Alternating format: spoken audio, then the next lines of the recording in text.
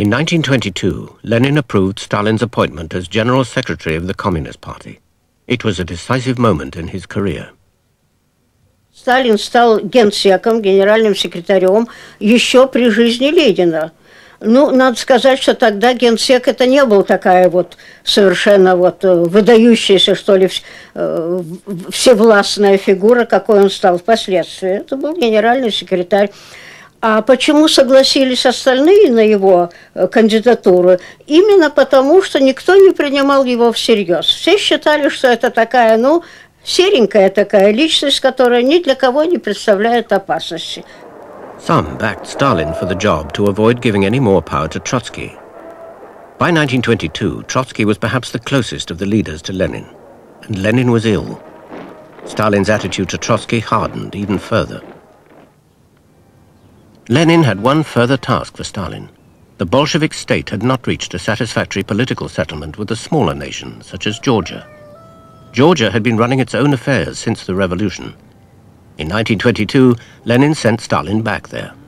He wanted Georgia brought tactfully into the fold. But Stalin had put his Georgian past behind him. He and fellow Georgian Ordzhonikidze saw themselves as conquering Russians and descended on their homeland with a vengeance. Вступление Красной армии в Грузию, аннексия Грузии, была в основном делом их рук.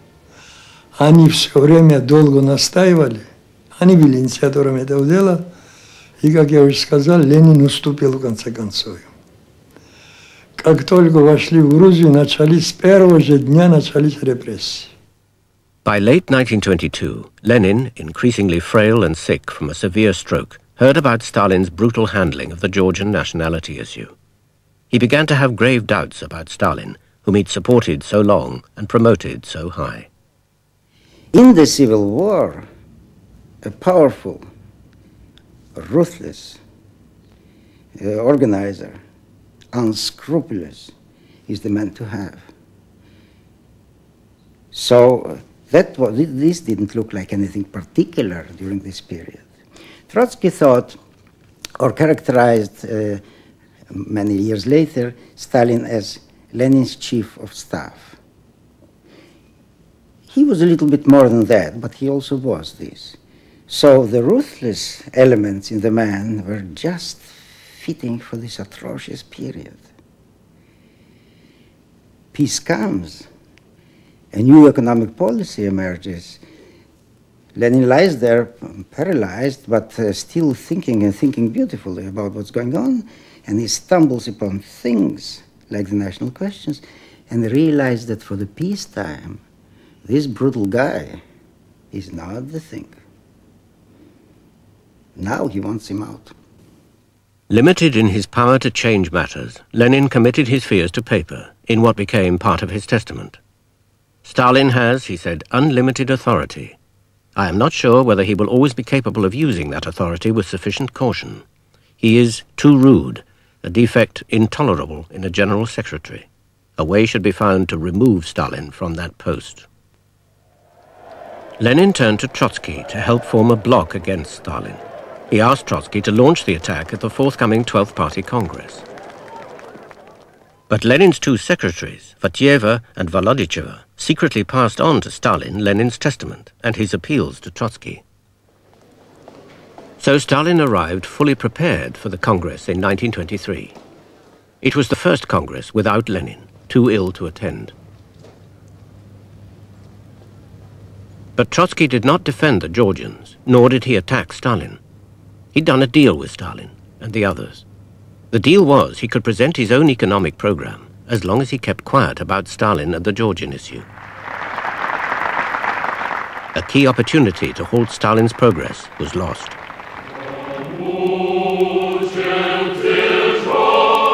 And then, on the 21st of January, 1924, Lenin died.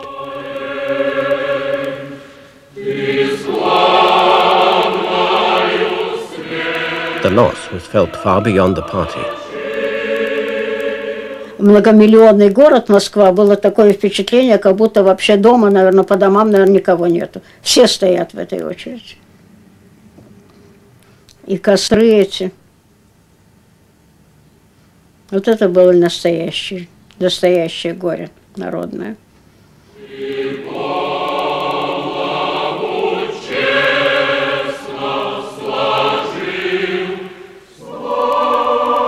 Grief was accompanied by great anxiety. What would the future bring? Who would rule Russia? А сзади колонного зала была комнатка, где сидели в общем, в скорбном молчании и переживали эту смерть. Конечно, трудно было предвидеть, что будет после смерти Ленина. Но вот у меня сейчас такое ощущение, что они как-то были потерянные. In his testament, Lenin had seemed to argue for a collective leadership. He'd passed the testament to his wife, Nadezhda Krupskaya, to open after his death. Stalin, of course, had read it and knew it contained Lenin's advice to have him removed from office. He'd had time to plan his strategy. The cult of Lenin started immediately. He'd left no instructions about the disposal of his body. Stalin was one of those who argued successfully that Lenin's body should be embalmed. The party needed to find its way. The image of the dead leader would act as a beacon, in spite of the wishes of his widow. Надежда Константиновна Крупская считала, что не должно быть культа Владимира Ильича Ленина, что сам Ленин не любил никакой торжественности, помпезности, никакого, понимаете ли, поклонения. Он бы этого не потерпел. The views of the family didn't matter. The needs of the party were paramount. Stalin was quick to see how the cult of Lenin could benefit his own rise to power. From his very first speech after Lenin's death, Stalin aligned himself as closely as possible to the dead leader. There's a political aim in Stalin's linking himself with Lenin and linking all his policy positions with Lenin and calling them Leninist rather than Stalinist, never using the word Stalinist. But he was only doing what his rivals were doing at the same time. Each was presenting his own platform as the platform dictated by Lenin and by Leninism, except that he was more successful at it than any of the others. Stalin was now the junior member of a collective leadership. The two senior figures were Lenin's old colleagues, Grigory Zinoviev and Lev Kamyanev. Leon Trotsky was slipping from the top, while the popular young party theoretician Nikolai Bukharin was still a rising star. Before he could climb the Bolshevik hierarchy, Stalin first had to defuse the time bomb contained in Lenin's testament, that he should be removed from office as General Secretary. Lenin's widow handed the testament over to be made public at the 13th Party Congress. In the event, it was read out at the Central Committee meeting before the Congress. Boris Bazhanov, then one of Stalin's secretaries, was there as Zinoviev spoke. Вы все знаете, товарищи, что все, что нам завещал Ильич, мы поклялись выполнить, и мы это выполним. Но всякое слово Ильича для нас закон. Но мы счастливы констатировать, что то, чего боялся Ильич относительно нашего генерального секретаря ЦК, не случилось. Что наша работа в течение последних месяцев с генеральным секретарем была превосходной, и никаких трений в Центральном комитете нет. Все знали, что это неправда, потому что уже в полном разгаре была борьба за власть против Троцкого и вообще. И все очень потупили глаза. Сталин сидел на краю трибуны, лицом обращенным к окну, так что его члены Центрального комитета видеть его лицо не могли. Но я его очень хорошо видел, потому что я был на трибуне. У него было напряженное лицо, решалась его судьба, останется он у власти или нет. Он смотрел в окно. Поставили вопрос на голосование сейчас же после этого, и большинство Центрального комитета проголосовало за то, чтобы Сталина оставить генеральным секретарем. Прений не было. The speech worked. Stalin survived thanks to an arrangement he'd reached with Zinoviev on the left and Kamyanev on the right. They had agreed to protect Stalin in exchange for Stalin's support in fighting Trotsky. Trotsky was a brilliant orator. Stalin could never beat him at that. But by seeming to represent Lenin's view, Stalin increasingly found an audience for what he had to say and people who believed in him. Abdurrahman Avtorkhanov was an early disciple. Троцкий – это риторика. Бухарин – теория. Зиновьев – дешевая пропаганда. Сталин – концепция, логика, убедительные аргументы. Но свою внутреннюю концепцию он никому не давал. Это был его секрет. Stalin's method was slow and insidious. As the party grew in the 1920s, its hold on the country grew. And by controlling appointments within the party, Stalin gradually acquired greater real power than his rivals. A countrywide network of party members owing allegiance only to Stalin lay at the end of a telephone. И за то время, что он был генеральным секретарем, он успел понасажать своих людей. Людей, которые, в общем-то, ничего особенного собой не представляли, секретарями обкомов, крайкомов. В значительной степени уже были люди, которые как-то были ему преданы, которые как-то его устраивали. Впоследствии он этих людей тоже посадил. Но в данный отрезок времени он все-таки как-то сумел обеспечить какой-то такой вот круг людей, которые ему доверяли и которые, сказать, считали, что он ведет правильную линию. Yelizaveta Chonkina worked in a Leningrad shoe factory. She was accepted into the party in 1925. Им, конечно, Сталину верили, считали, что Сталин – это именно тот человек, который ведет правильно нашу страну. Ведь страна-то наша одна, в которой была революция, она же окружена со всех сторон недоброжелателями, как мы это понимали. И поэтому мы должны всячески крепить нашу страну. While the party leaders struggled for power at the top, the party at the bottom grew. By 1925, there were 500,000 members.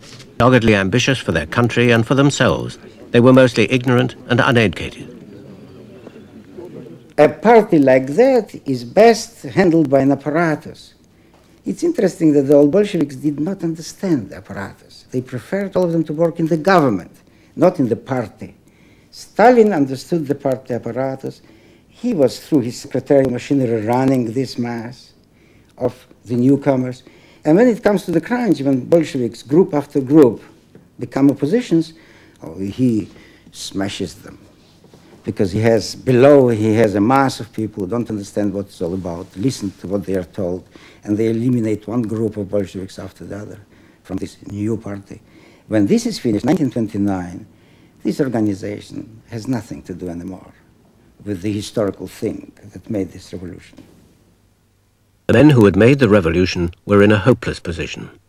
In 1926, Trotsky joined Zinoviev and Kamenev to resist Stalin. But Stalin united with Bukharin and squeezed the others out of office. Trotsky was exiled from Russia, settling eventually in Mexico. His grandson believes Trotsky's character allowed Stalin to outmaneuver him. Trotsky was a man of action, of the great battles of the revolutionary periods. But palace intrigues and plottings, that was not his role. Also, Stalin and Trotsky pursued absolutely opposite goals. Stalin was fighting for power. That was really his only and his main objective.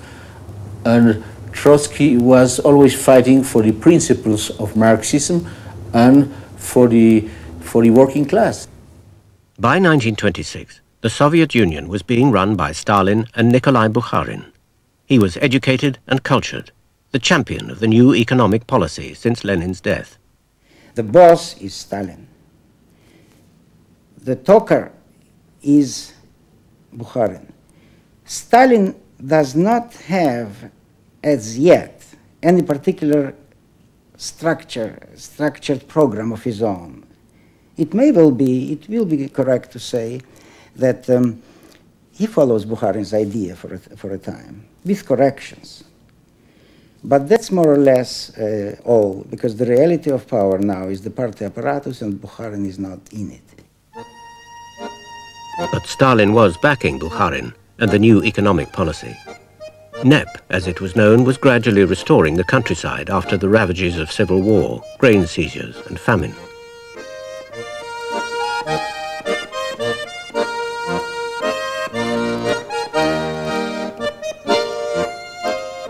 The peasants were free to trade their produce on the market. NEP let a little capitalism back into a country which had spent 4 years and millions of lives getting rid of it. Some party members watched the process with horror. НЭП мы приняли нормально, хотя в партии были большие споры. Некоторые коммунисты были не согласны с линией Ленина и выходили из партии, потому что они не поддерживали НЭП. Но лично я, конечно, очень молодой тогда была, я лично НЭП приняла положительно. Many peasants organized themselves into agricultural cooperatives, much praised by Lenin and now endorsed by Bukharin.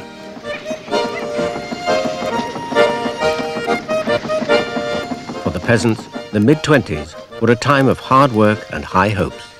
Батько мій став там, де це можна стати, на підвищення на тракторі, і сказав промову, що як тепер люди ми будемо жити, з кожним роком буде прибавлятися техніка, фізичний труд буде поступово замінятися на легший, будемо придбавати машини і будемо керувати ними.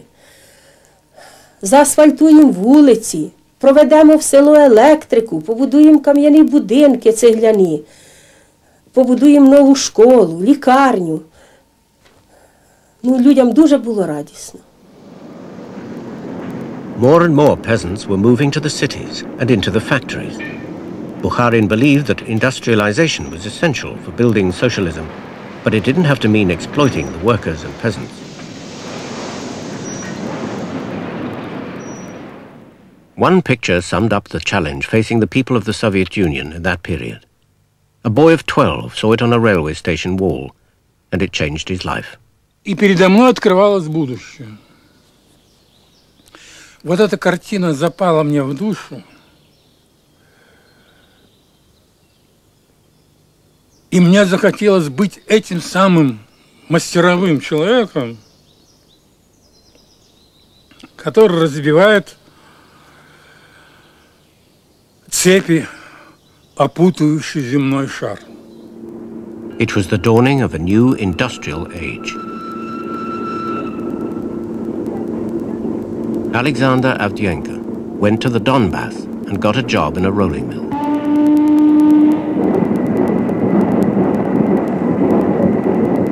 He had to turn half a ton of steel into a ribbon 200 meters long. Она извивалась, как змея, она могла опутать себя и сжечь в одно мгновение. Я вырос у заводского огня. Я время исчислял не по часам, а по заводскому гудку. But amid the enthusiasms and aspirations of NEP Russia was the subdued but persistent presence of the secret police. NEP wasn't democracy.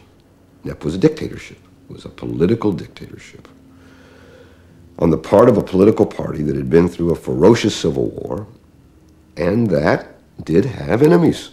There had been a Western attempt to overthrow the Bolsheviks, intervention on the side of the White Army.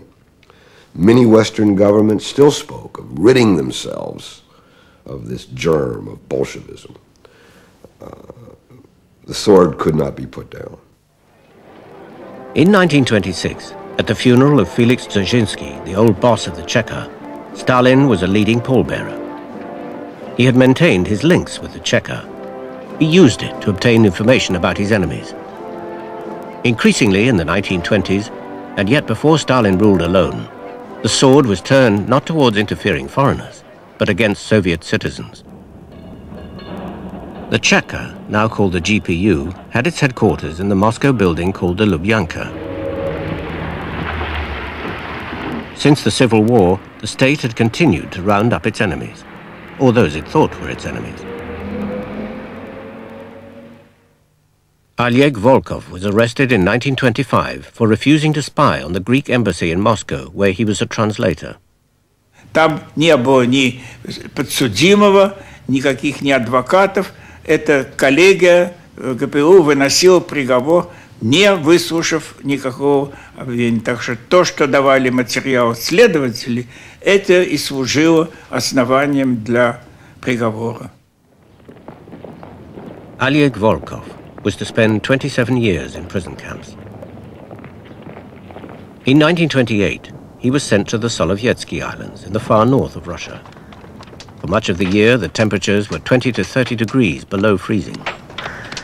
The 20,000 prisoners had a choice between hard labor and starvation. They were a mixed bag. Old supporters of the Tsar, common criminals, priests, political opponents of communism, men and women. Most were, like Oleg Volkov, entirely innocent. It was the start of a penal camp system which would spread across the Soviet Union. Discipline under the GPU guards was rigid. They ruled, unaccountable to anyone. А потом я видел своими глазами, как, скажем, людей в одной рубахе, в нижнем белье выводили на улицу в мороз и запирали в пустой сарай, и там они, так сказать, я сам пережил тоже вот холодный карцер, неотапливаемый зимой. Так что режим был очень суровый, и особенно вот на лесозаготовках, ведь доходило до того, что за невыполненный урок расстреливали, если вы не исполните норму. From 1928, one category of the state's enemies dominated all others: the kulaks, or rich peasants. They were targeted by party propaganda, accused of hoarding grain, of keeping it from the factories and cities. It wasn't true, but it provided an excuse for the gradual failure of NEP to deliver. The quantity of grain on the market was now below 1913 levels. Industrial production was similar. Goods for the peasants to buy were scarce, costly, and of poor quality. They had little incentive to sell their grain. New strategies had to be devised. And this moment is a moment of crisis, of course, because the industry is so big that it doesn't have enough to offer to the peasants. The peasants don't have goods. They don't want to sell grain. And in a country with little grain, little food, that is a crunch, that's a tough moment. It's a moment of truth. And everything this party has comes out in a battle for strategies. And this is not one strategy that's being proposed, several are being proposed. Bukharin's plan was to give the economy more time, more leeway, less pressure. But Stalin's response was to send out the requisition squads to take the grain by force, just as Lenin had done 10 years before. Once you began requisitioning grain, for example, you destroyed the peasants' confidence in the market. If you couldn't go back to the market, how could you get grain? Well, you'd use this fist, now you'd use the other fist. But suddenly this was generating civil war in the countryside. But wasn't it true that civil war was a form of class struggle? Maybe the kulak was resisting socialism.